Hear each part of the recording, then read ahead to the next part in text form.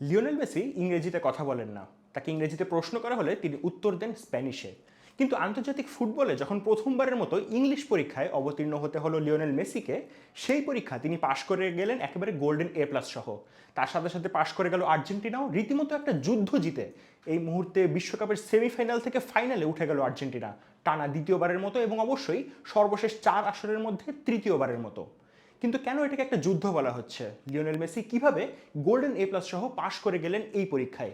সেই সকল গল্প নিয়েই প্যাভিলিয়নের আজকের ভিডিও। ঐতিহাসিক বিভিন্ন কারণ, মাঠের বাইরের বিতর্ক, সাবেক খেলোয়াড়দের বিভিন্ন মন্তব্য সব মিলে এই ম্যাচের পারদটা ছিল অনেক উপরে। ম্যাচটা যে যথেষ্ট হাই ভোল্টেজ হবে সেটা বোঝা যাচ্ছিল ম্যাচ শুরু হওয়ার আগেই। এবং এই ম্যাচটা একেবারে যখন শুরু হলো, সেই ম্যাচের প্রথম থেকেই দুই দলের মধ্যে সেই আক্রমণাত্মক মানসিকতাটাও খুব ভালোভাবে দেখা গেল। তবে সেটা মাঠের খেলার চেয়ে সম্ভবত একে অপরকে ফাউল করা কিংবা সেই ট্যাকেলগুলো করার ক্ষেত্রে আরও বেশি ভালো করে প্রতীয়মান হচ্ছিল। একেবারে ম্যাচের প্রথম মিনিট থেকেই একে অপরকে ফাউল করতে শুরু করে আর্জেন্টিনা এবং ইংল্যান্ডের খেলোয়াড়রা। এবং প্রথমার্ধ শেষে যদি স্ট্যাটটা আমরা দেখি, সেক্ষেত্রে আর্জেন্টিনা এবং ইংল্যান্ডের খেলোয়াড়রা সর্বমোট 19 বার একে অপরকে ফাউল করেছে, যেখানে আর্জেন্টিনার খেলোয়াড়রা ফাউল করেছিল 12 বার, 7টা ফাউল ছিল ইংল্যান্ডের পক্ষ থেকে। এর বাইরে যদি আমরা কর্নার, গোলকিক সহ বিভিন্ন কারণে খেলা অফ ধরেও নিই আরও কয়েকবার, সেক্ষেত্রে প্রথমার্ধে প্রায় 30 বারের মতো খেলা শুধু অফই হয়েছে। অর্থাৎ এই ম্যাচে কোনো দলই আসলে তাদের স্বাভাবিক খেলাটা একেবারেই খেলতে পারেনি। তবে এতবার যে ফাউল হচ্ছিল, তবুও রেফারি ইসমাইল এলফাত কিন্তু এই খেলাটাতে খুব বেশি কার্ড দেখাতে চাননি। একটু ফিজিক্যাল প্লে হবে সেটা তিনি আসলে এই জিনিসটা অ্যালাউ করছিলেন, এবং যতক্ষণ না পর্যন্ত খুব বেশি বড় ধরনের কোনো ফাউল হচ্ছে ততক্ষণ পর্যন্ত তিনি পকেট থেকে কার্ড বের করতে চাননি। প্রথম কার্ডটা তাকে বের করতে হয় ম্যাচের 36তম মিনিটে, যখন লিওনেল মেসি একটা চমৎকার মুভের মাধ্যমে ইংল্যান্ডের 3জন খেলোয়াড়কে কাটিয়ে ফেলেছিলেন। সেক্ষেত্রে লেফট ব্যাকে নামা জেড স্পেন্স, হ্যারি কেইন এবং জুড বেলিংহামকে চমৎকারভাবে কাটিয়ে ফেলেছিলেন লিওনেল মেসি। কিন্তু এর পরবর্তীতে তাকে একটা বাজেভাবে ফাউল করে বসেন ইংল্যান্ডের এই ম্যাচের মিডফিল্ডার এলিয়ট অ্যান্ডারসন। তখনই এই ম্যাচে প্রথমবারের মতো হলুদ কার্ডটা বের করতে হয় এই ম্যাচের রেফারিকে। এবং এই ম্যাচের প্রথমার্ধে যেমনটা বললাম যে অনেক বেশি অগোছালো খেলা ছিল দুই দলের পক্ষ থেকে, বিশেষ করে যদি আমরা স্বাভাবিক খেলা একেবারেই দুই দল খেলতে পারেনি। এবং এর পাশাপাশি যদি বলতে হয় যে বারবার ফাউলের কারণে তা খেলার যে স্বাভাবিক গতিটা সেটা বারবার করে বন্ধ হয়ে যাচ্ছিল। এবং সেই কারণেই এই ম্যাচে প্রথমার্ধের কথা যদি বলা হয়, সেক্ষেত্রে কোনো দল খুব বেশি পরিষ্কার সুযোগও পায়নি, এবং সেখান থেকে আসলে গোলের সুযোগটাও কোনো দলের কাছে আসেনি। তবে ম্যাচের দ্বিতীয়ার্ধে আর্জেন্টিনা একটু একটু হলেও ম্যাচের নিয়ন্ত্রণটা নিতে শুরু করে, এবং যেমনটা এইবারের বিশ্বকাপের ক্ষেত্রে দেখা যাচ্ছে যে ম্যাচের দ্বিতীয়ার্ধে বা দ্বিতীয়ার্ধের শেষের দিকেই আসলে আর্জেন্টিনা তাদের চিরচেনার রূপে ফিরে আসে। ম্যাচের দ্বিতীয়ার্ধে অনেকটা খেলার বিপরীতে, খেলার স্রোতের বিপরীতে গিয়েই লিড নিয়ে নেয় ইংল্যান্ড।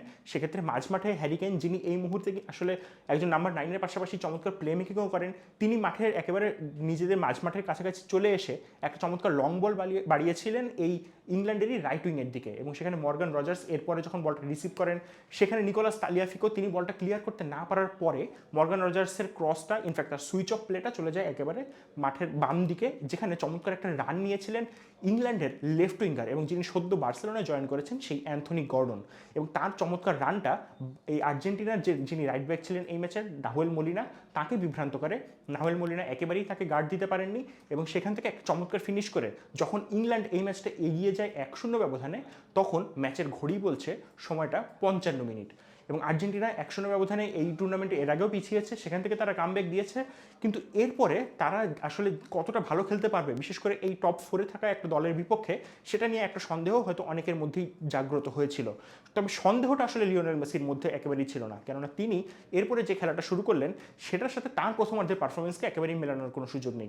ম্যাচের শেষাংশে যেন লিওনেল মেসি পুরোপুরি ফিট থাকতে পারেন, একই সাথে তার এনার্জি যেন পুরোপুরি ফুল অবস্থায় থাকে, সেই জন্য লিওনেল মেসি নিজেকে কিন্তু একটু হলেও প্রিজার্ভ করছিলেন ম্যাচের প্রথমার্ধে। এবং এরপরই যখন আর্জেন্টিনা গোলটা হজম করে ফেললো, তখন আসলে আর্জেন্টিনার আর পিছনে ফিরে তাকানোর কোনো সুযোগ নেই।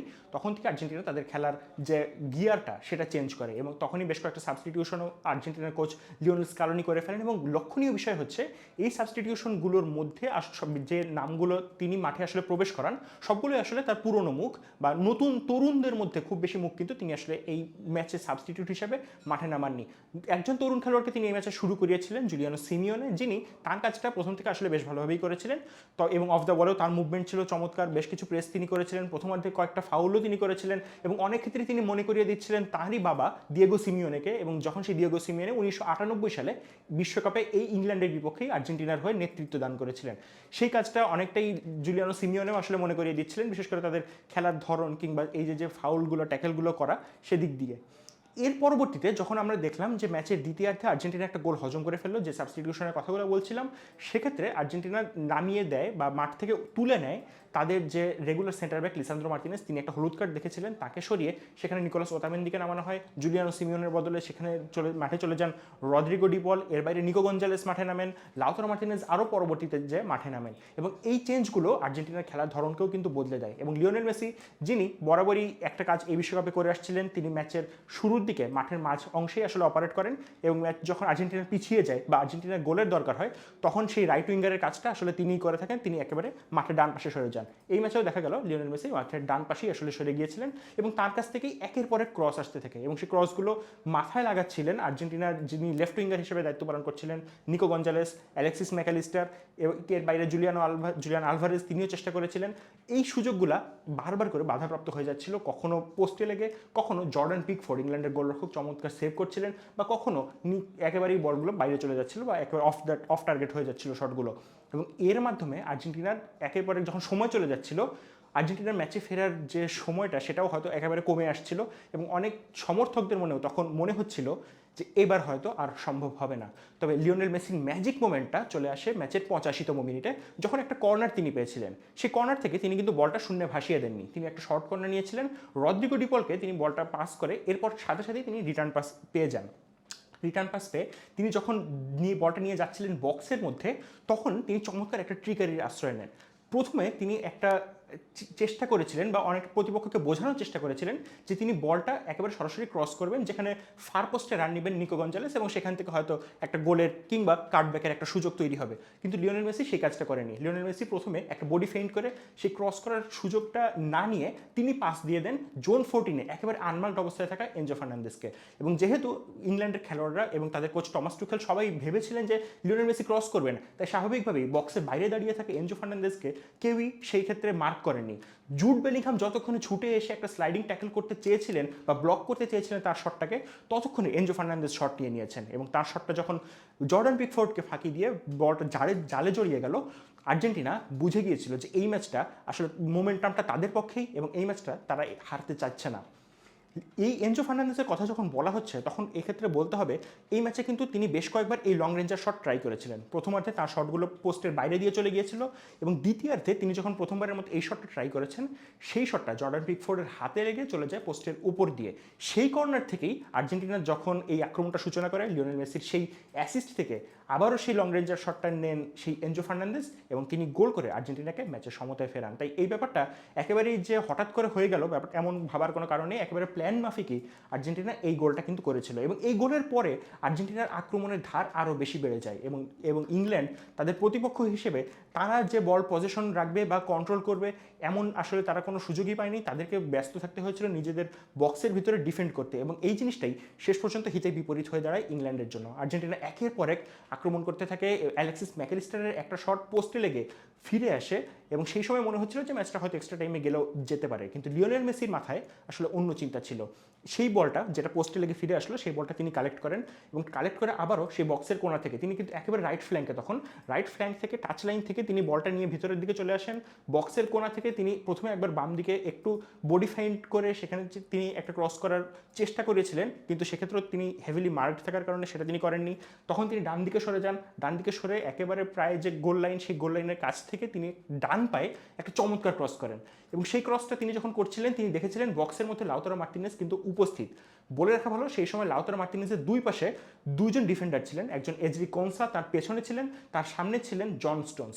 এদের একজনের উচ্চতা 183 সেন্টিমিটার, আরেকজনের উচ্চতা 188 সেন্টিমিটার।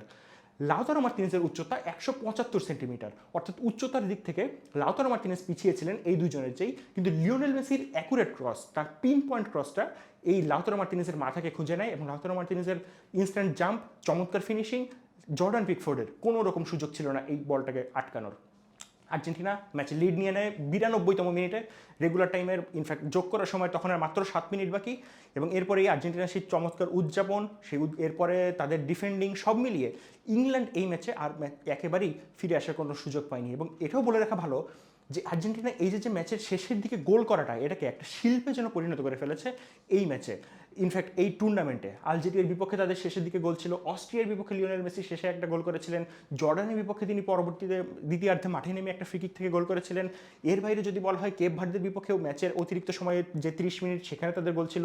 মিশরের বিপক্ষে তো একটা রূপকথার মতো তাদের প্রত্যাবর্তন হলো, যেখানে ম্যাচের একেবারে শেষ 13 মিনিটের মধ্যে তারা 3টা গোল করে 2-0 ব্যবধানটাকে 3-2-এ পরিণত করে। সুইজারল্যান্ডের বিপক্ষে অতিরিক্ত 30 মিনিটের তারা কিন্তু গোল করে ম্যাচটা জয়লাভ করেছিল, এবং এই ম্যাচেও দেখা গেল যে শেষের দিকেই আসলে আর্জেন্টিনা গোল করে ম্যাচটা কিন্তু জিতে যাচ্ছে। গত বিশ্বকাপে যে জিনিসটা দেখা যাচ্ছিল আর্জেন্টিনার কাছ থেকে, যে শেষের দিকে আর্জেন্টিনা গোল হজম করে জেতা ম্যাচটা হয়তো ড্র করে ফেলতো, কিংবা শেষ দিকে তাদেরকে স্ট্রাগল করতে হতো অস্ট্রেলিয়া, নেদারল্যান্ড কিংবা ফ্রান্স ম্যাচের যেমনটা দেখা গিয়েছিল।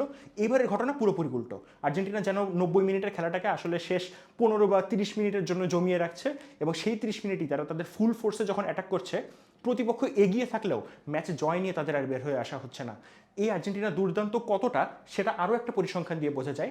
সেটা হচ্ছে যে এই অ্যান্থনি গর্ডনের 55 মিনিটের গোল থেকে শুরু করে যদি আমরা লাউতারো মার্টিনেসের 92 মিনিটের গোল এই সময়টাকে বিবেচনা করে দেখি, এই সময়ের মধ্যে প্রতিপক্ষ ইংল্যান্ডের পায়ে বল ছিল মাত্র 12% ক্ষেত্রে, আর্জেন্টিনার পায়ে এই সময় 88% বল ছিল, এবং বোঝাই যাচ্ছে যে পুরো ম্যাচের কন্ট্রোলটা তখন আর্জেন্টিনার, বল পজিশন আর্জেন্টিনার, একের পরে ক্রস আসছে, আক্রমণ আসছে, এবং প্রতিপক্ষের ডিফেন্স যখন এরকম চাপে থাকবে তখন কিন্তু সেই প্রতিপক্ষকে এই চাপের মধ্যে ক্র্যাম্বল করতেই হবে। এবং লিওনেল মেসি যখন একের পরে পিন পয়েন্ট ক্রস করবেন, সেখানে যখন Nico Gonzalez, Julian Alvarez, Alexis Mac Allister, Lautaro মার্টিনেজরা হেড করার জন্য চেষ্টা করবেন, তখন প্রতিপক্ষকে একটা না একটা সময় সেই রক্ষণের দেয়ালটা ভাঙতে হবেই, এবং আর্জেন্টিনার সেই কাজটাই আরও একবার করে দেখালো এবারের বিশ্বকাপে।